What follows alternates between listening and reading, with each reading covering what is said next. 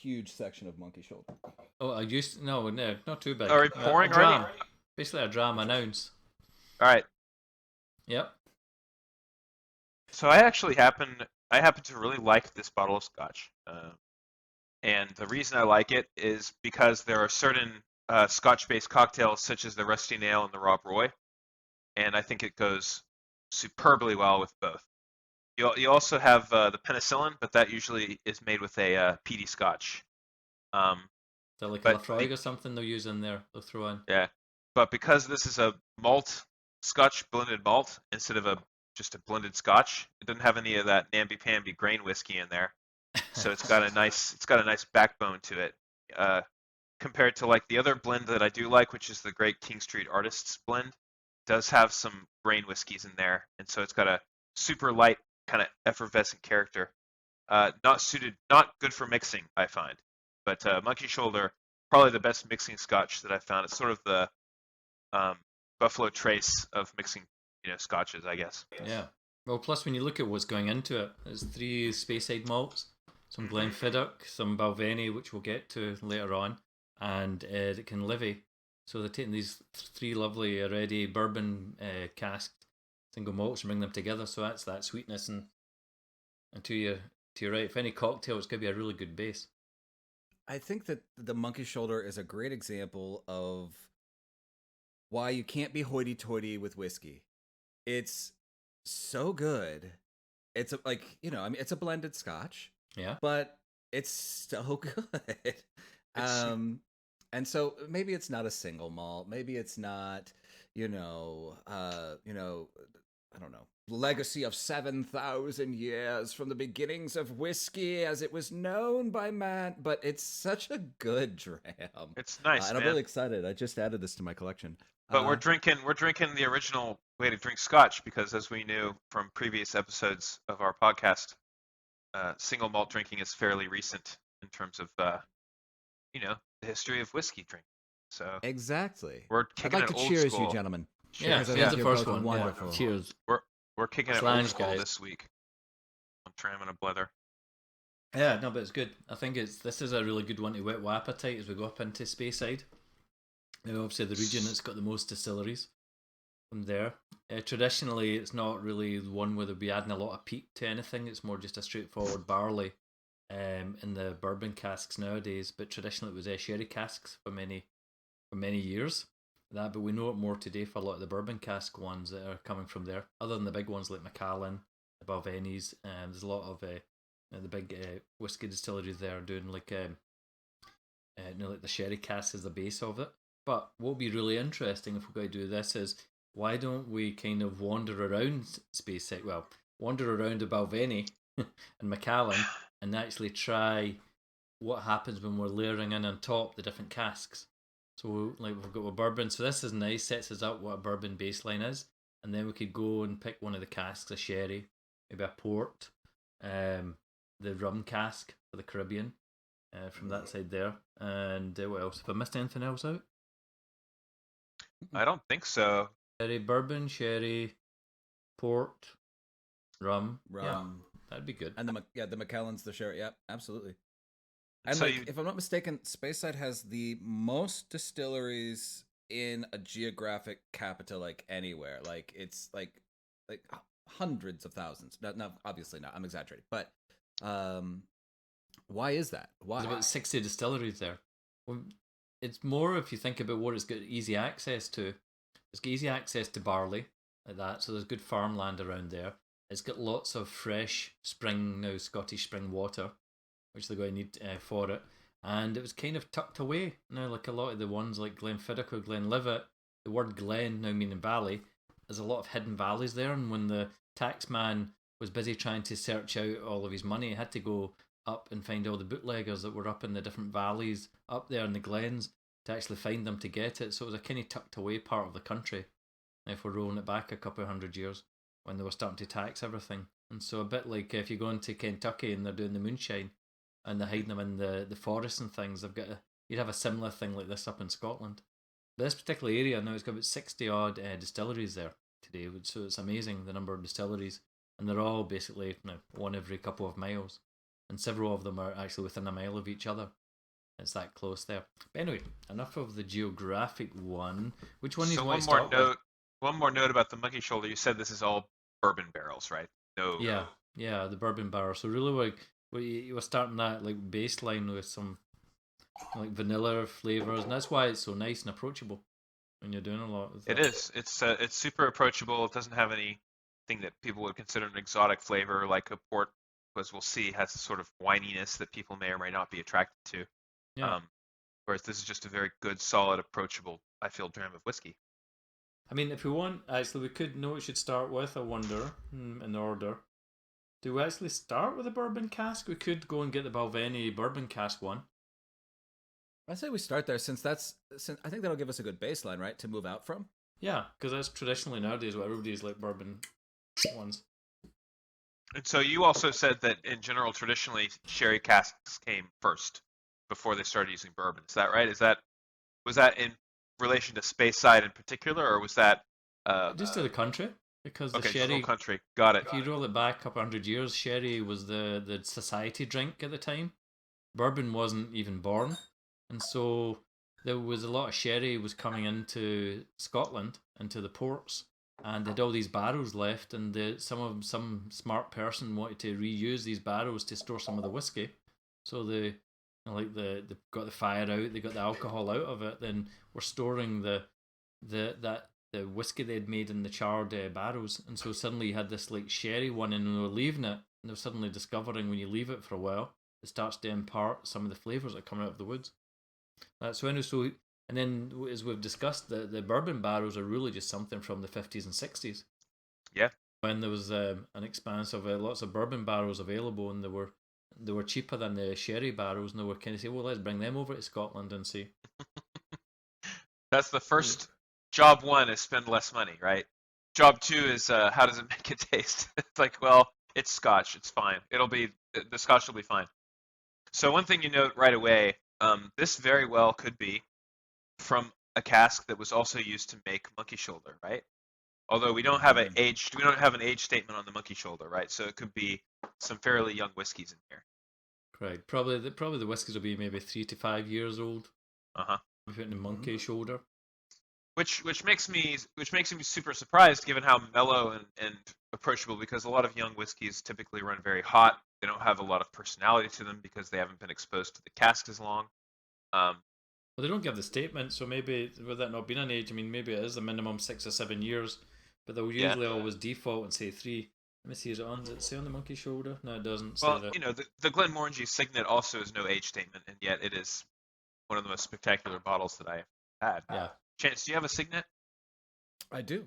You do, yeah. Isn't that a great bottle, man? I love the Signet. It is fantastic. Though I will say, of the Glenmorangie lineup, despite how good the Signet is, there's always a place in my heart for the Quinta Ruban, and that's because it was the first bottle of Scotch I bought for myself, and I just love it. I forget what the first one I bought for myself was. It might have been Nectar d'Or, which is your favorite as well, Chance. So. Yeah, I was. I got to get another bottle because maybe I just got a bad bottle because everybody loves it. I can't think of a reason why you wouldn't like that. It's just like candy. It's this like candy like. I find it to be more candy like the Meerschaum myself. You know? Really? But, yeah. Interesting. So right away. Thank you, Ryan, for the bourbon cask dram. My pleasure. One thing I noticed so right off the bat this is a 12-year-old Balvenie bourbon cask. We see that it's bottled at 47.8, whereas Monkey Shoulder is a 43. Another thing that makes the Monkey Shoulder perhaps a bit more approachable. It's not bottled as quite as hot as the near 100 proof of the single barrel here. So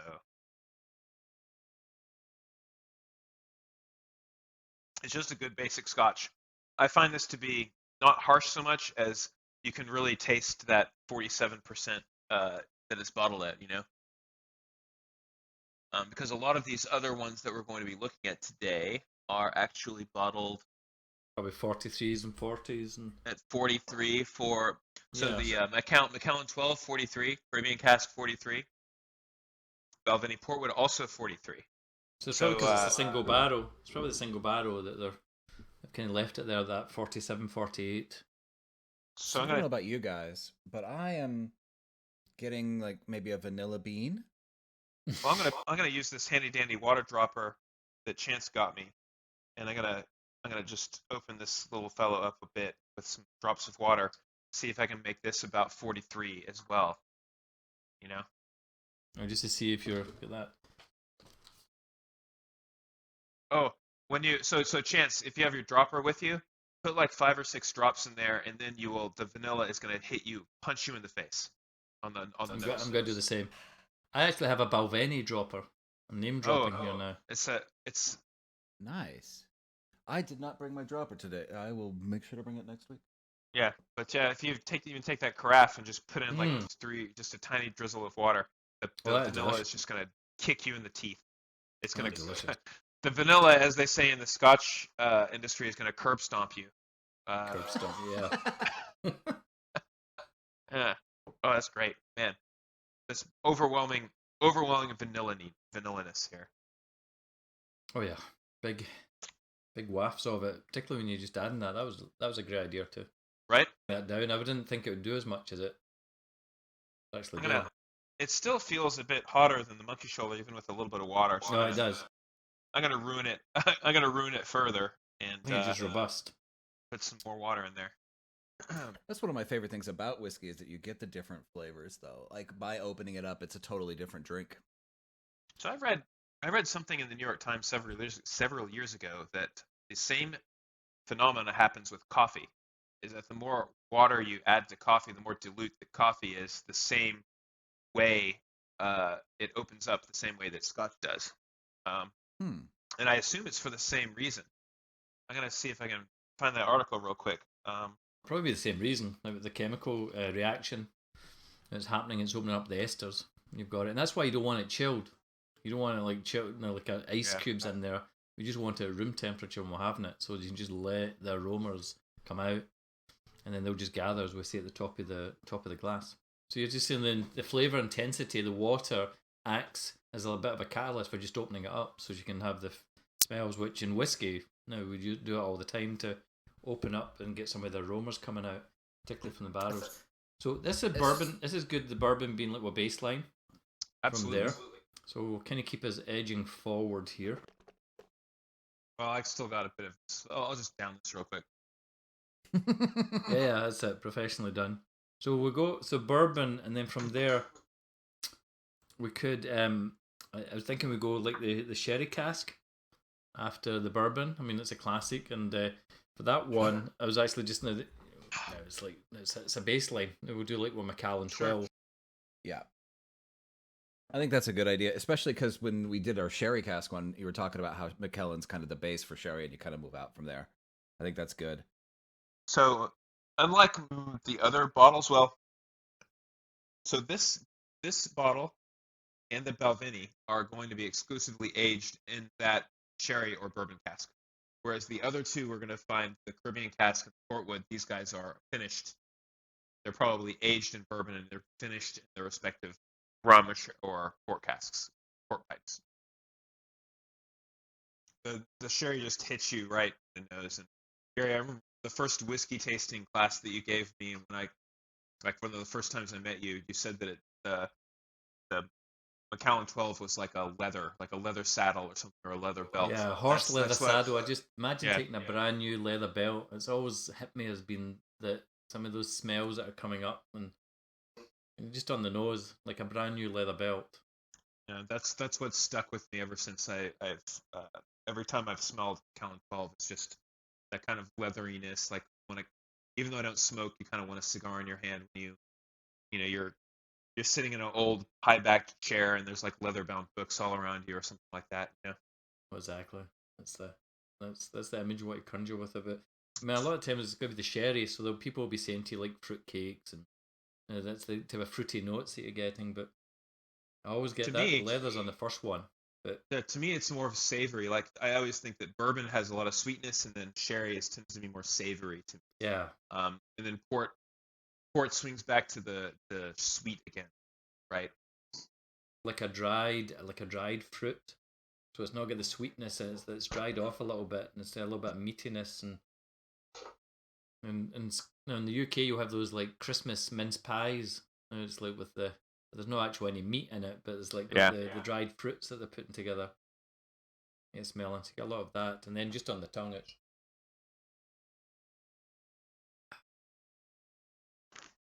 just delicious. The sweetness. I mean, it's the Scotch. It's the Scotch everyone mentions in every book where someone drinks Scotch. It's always Macallan, and then you just know they're talking about the Macallan 12, even if they kind of like pump the age up. Like I was reading a book a few weeks ago, and then someone poured a dram of like Macallan 50 or something. Like clearly the author was just sort of like, if Macallan 12 is good, imagine how Macallan 50 would taste. It's just purely. It'd be terrible. It would only taste like sherry, I guess. I don't know. It would just be wood. Yeah, immediately you've got to be the wood. It's just got to be totally overpowering with it. From that, no, that I've tasted a 50-year-old.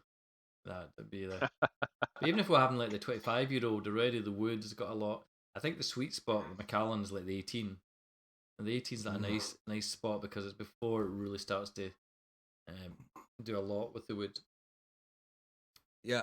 So speaking of whiskey that gets older, right? Did you see that they recovered a bottle of whiskey from like World War II?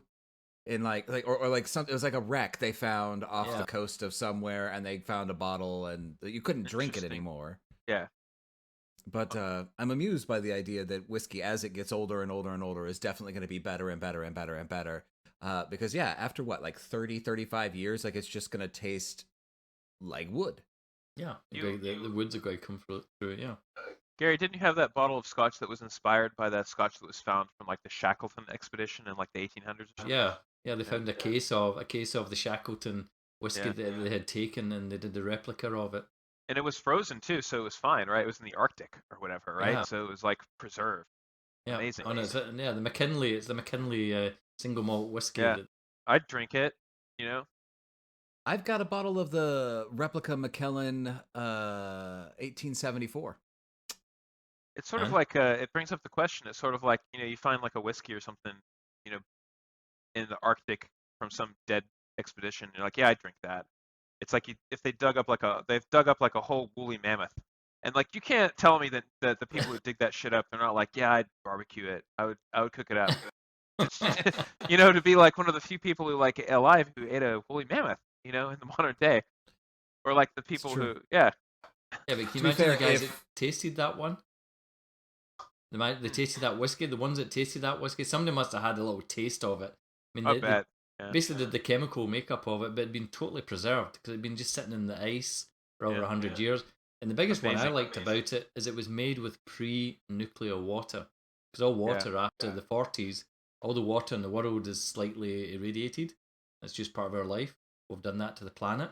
But the whiskey it was made back then was all pre-radiated water. So I just thought that was absolutely excellent to have water that's so pure. Yeah, they did the same thing, like the lead ingots from like Roman shipwrecks. They're like the only useful. It's the only useful lead because it's pre-nuclear lead. Every other lead in the world, when it gets refined, now it's been ruined since the atomic blasts and stuff. So like isn't that crazy? Insane. That's insane. Yeah. I'm going to take it back to the Arctic, though. I'm going to let you know something. Just take it back to the Arctic. Yes. Yeah, if I'm ever in the Arctic and discover a bottle of whiskey, I'm just drinking it because something went terribly, terribly wrong to have me in the Arctic in the first place. You're fucked. So I'm stranded or something. Go out on top. Yeah, and the one is the Arctic. You probably wouldn't find a case there because it was Antarctic is where they did the one, so it was down south on the side there. But all those expeditions that were taking all their whiskies with them and trekking it across the ice with them for there. But yeah, I don't think there's any time soon the three of us are going to be visiting Antarctic or Arctic. On to that, Ryan, you've got that type of wild spirit. I could see you want to do a podcast. Arctic. Yeah. Only to search for more Scotch. Yeah. Do you guys remember when you were kids, there was like the Oak Island thing? Did you ever remember that? Like when the Time Life Mysteries books or whatever, the Mystery of Oak Island? Like there's this like island off Nova Scotia that's supposed to have buried money, and like over the last 150 years, complete idiots, generation after generation, have like invested money trying to dig up this fucking island to find this money, and no one, surprised, no one's found a thing. You know, maybe I could get like investors to search for the missing Arctic scotches. You know, Yeah, and exactly. just like just year after year get like Elon Musk to pay for, you know, Scotch finding expeditions. He seems dumb enough to actually do it. You know, Elon, old Elon. You I know, don't know if it's dumb so much as just I've got too much money to spend. Yes, yeah. go find scotch. Elon Musk, I will. too rich for his own good, and with a mysteriously Eastern European accent there. That's good. Yeah, no, exactly. That's where that was coming from. Yeah, I'm doing the there's wood. actually a TV So- show about Oak Island on like a History Channel, like Curse of Oak Island or something like that. People are still actively doing it to this Yeah. day, searching for buried treasure. And as a kid, it's exciting. You're like, God, there's got to be money there. Like you're a little like 7-year-old or something. Like that's so cool. And now as an adult, you're like, these people are fucking dumb. And it's the same thing. It's like that. Well, it's like that thing I've seen around the internet. It's like as a kid, you're really led to believe that quicksand is a bigger deal than it actually is. You know? It's a much more important factor in your Exactly. life than it's really going to be. Yeah, when you're 7, quicksand is this of vital importance. The knowledge of quicksand and how to get out of it. You know? Chance, don't do that. You were supposed to the sherry, the cask, rub in the back, smell because we're going to do the wood. But take whatever's dregs are left and find a little bit because what will be good is comparing all the different woods as we're going through. It smells so Good good. call. It just smells so good. You know, like Yeah. it's weird. You know, like women will go buy a bottle of Chanel perfume. You know, and it's like, Yeah. woman, all you have to do is spritz some Macallan under your chin and Yeah. on your belly, and it's the Yeah. best. I don't Dab know. a little bit and you'll be. No, that's really good. Yeah. It does. It smells exactly like perfume. Yeah, the That's woody. incredible. So let's remember that as we go into the next one. As we're moving forward. Oh, it's so good. It's just delicious. It's a delicious bottle of scotch. Callan, I mean, they really have it, don't they? They've invested in.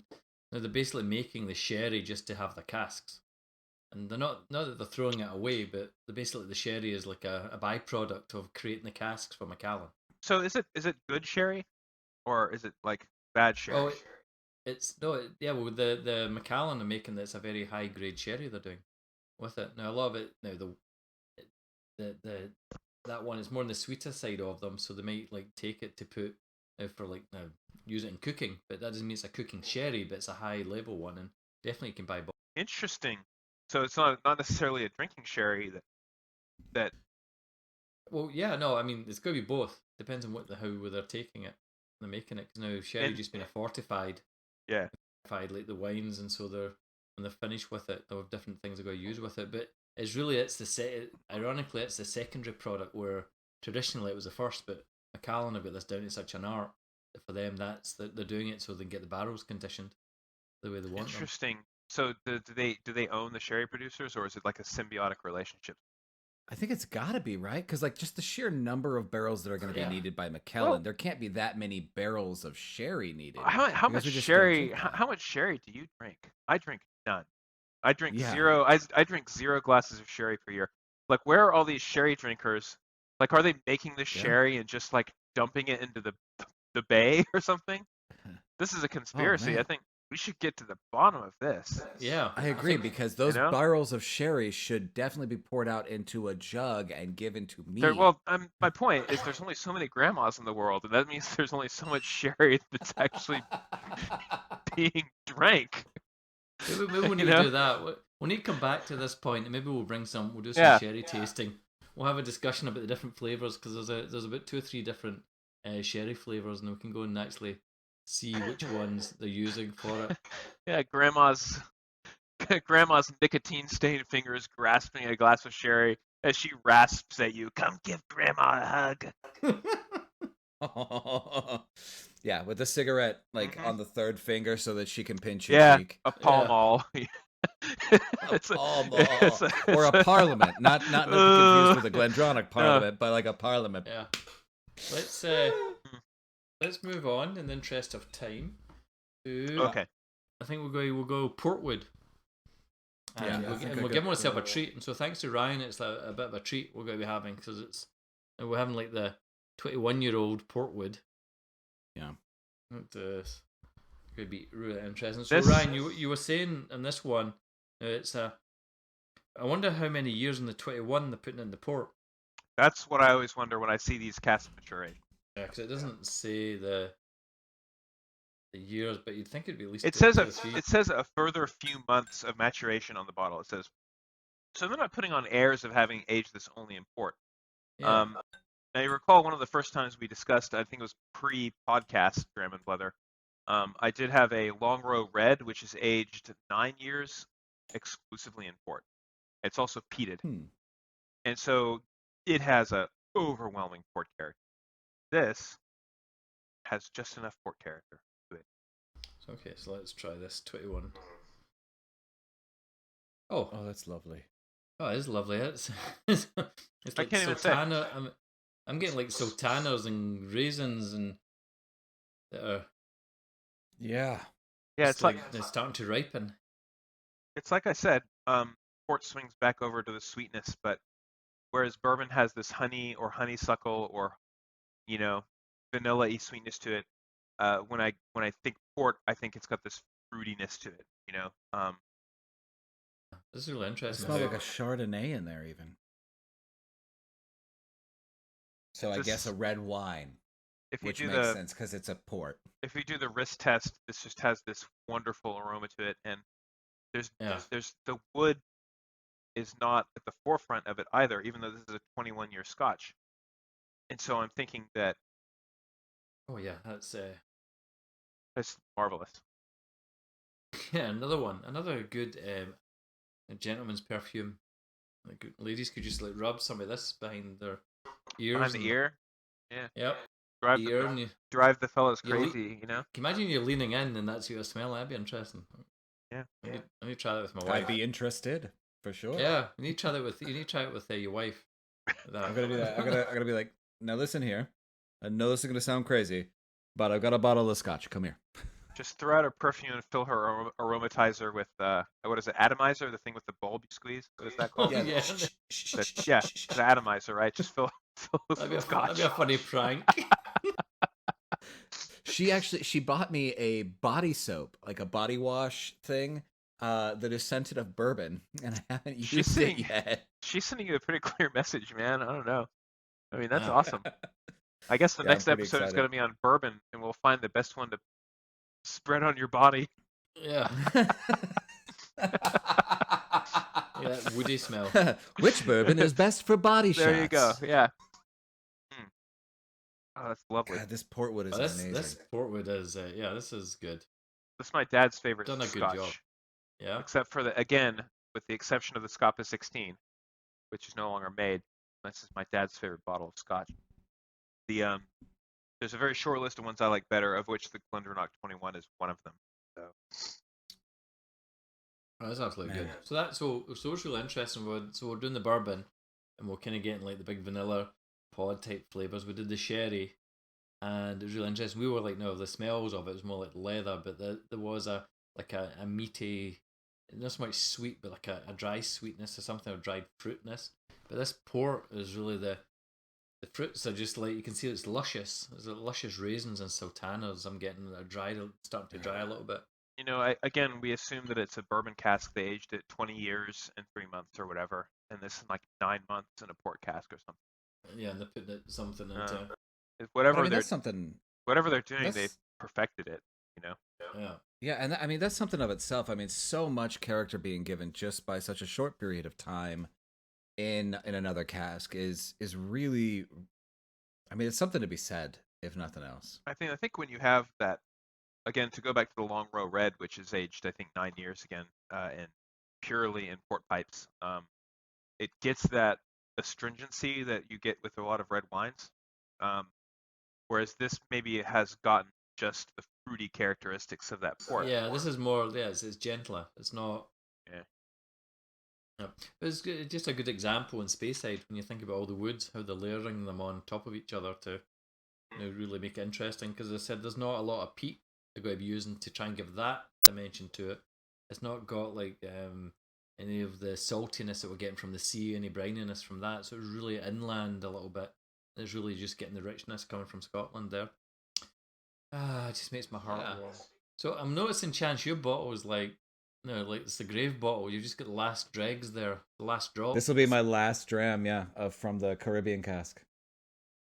So we're finishing up the rum cask. So it's good. So we've kind of like taken like now your barley and Speyside, and Balvenie have done us a really nice job of putting it in all the different types of barrels as they're really wanting to make it interesting for us. And the Caribbean, yeah. I mean, those Balvenie folks, they got their shit together. Mm-hmm. I mean, they got their bottles look great. Their bottles look like a collectible. Yeah. This typeface is beautiful. They've got the foil ink on the 14. It just looks like super fancy and like dignified. Yeah, they've done a really nice note with it. Yeah. And they have the tins. They look equally as good. Like their tins have these little art, like what's that draftsmanship like pictures of like barrels and stuff on them. They just do a really nice job with their bottle is pleasingly shaped. It's curvaceous. Yep. And It's got it is. I didn't catch that, but yeah, wide, it really is. what do you think it represents? It's got wide hips. I have a. This bottle's You got look at it. birthing It hips. is a still. Yeah, it's a still Interesting. bottle. I was thinking that it just had big birthing hips, and you just kind of like knocked the. I truth like into Ryan's better. It's just a big birthing hip bottle. I mean, no, I agree. It's definitely shapely, like a beautiful woman, but it's also a still, which I let's just throw out there.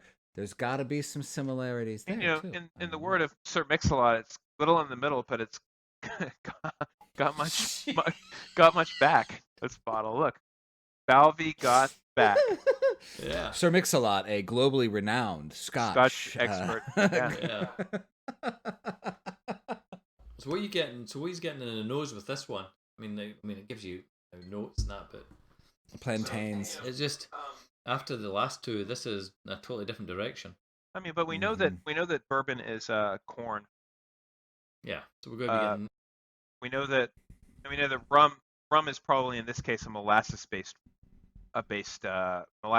rum, as opposed to like a rum agricole, which is a fresh pressed cane juice rum. I wonder where they're getting the barrels from. So I would say, I would venture to say not a Jamaican rum, maybe Barbados or something like that, because although if you do get some banana or some fruity flavors, that's going to be probably a Jamaican style rum. I mean, I get some banana or plantain or could be Jamaica. I think you're right. Yeah, for example, when I think of like tropical type things, I'm thinking like pineapples and things, but I don't get that. I'm more getting I'm saying like more like the plantain bananas. It's like not sweet bananas, but yeah. A little flavor there.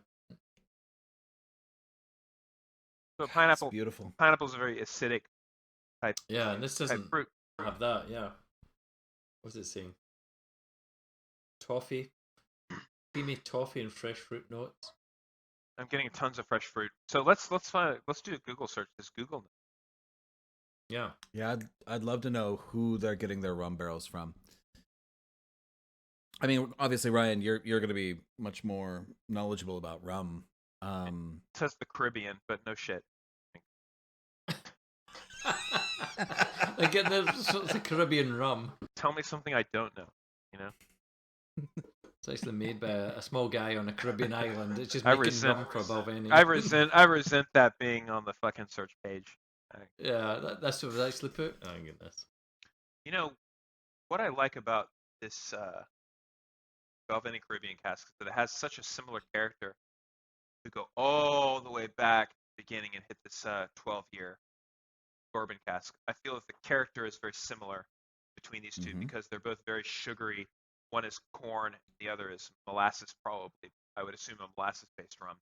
Yeah, I'm going to join you with that one just to finish this out. The flavors are very different, but I think the character, the brightness and sweetness are very similar between these two. Whereas if you take a look at the sherry and the port-based aged ones, there's more of a depth and complexity there. And I don't mean complex in terms of being better or worse. but it's more. I think that both of these Caribbean cask and bourbon cask are more straightforward. Yeah. But in vastly different ways. Interesting enough, that Caribbean, to your point earlier on when we're adding some water, it's at the 43 ABV, so what, 86 proof, whereas that the bourbon cask one we were doing, you talk about something in the 90s, so it's a lot stronger there, and you feel that heat is still there. And I'm coming back to it, I'm getting the big flavours, you're right, but that extra heat is still there from that little bit extra alcohol that's on there.